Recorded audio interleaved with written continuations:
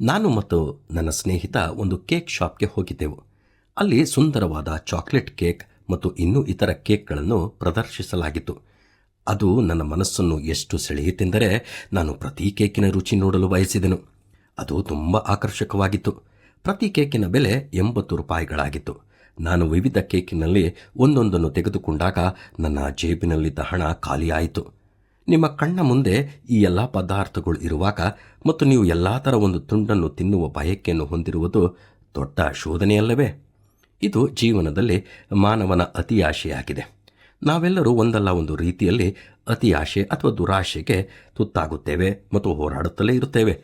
ನಾವು ಕಾಮ, ದುರಾಸೆ, ಪ್ರೀತಿಯನ್ನು ಹೊಂದಿದ್ದೇವೆ ಮತ್ತು ಇದು ನಿಮ್ಮ ಜೀವನದಲ್ಲಿ ಪರರ ಸ್ವತ್ತನ್ನು ಆಶಿಸುವ ಅಥವಾ ಪರಲೋಪನೆಯನ್ನು ಹೆಚ್ಚಿಸುತ್ತದೆ. ಒಬ್ಬ ಸಾಮಾನ್ಯ ಮನುಷ್ಯ ತುಂಬ ಆಳವಾಗಿ ಯೋಚಿಸುವುದಿಲ್ಲ, ಆದರೆ ಆ ಕ್ಷಣವನ್ನು ಆನಂದಿಸುತ್ತಾನೆ ಮತ್ತು ನಂತರ ದೈಹಿಕವಾಗಿ ಮತ್ತು ಭಾವನಾತ್ಮಕವಾಗಿ ಬಳಲುತ್ತಾನೆ. ಆದುದರಿಂದ ದೇವರು ಮಾನವನನ್ನು ಸೃಷ್ಟಿಸಿದಾಗ ಕೆಲವು ನಿರ್ದಿಷ್ಟ ನಿಯಮಗಳನ್ನು ನೀಡಿದನು.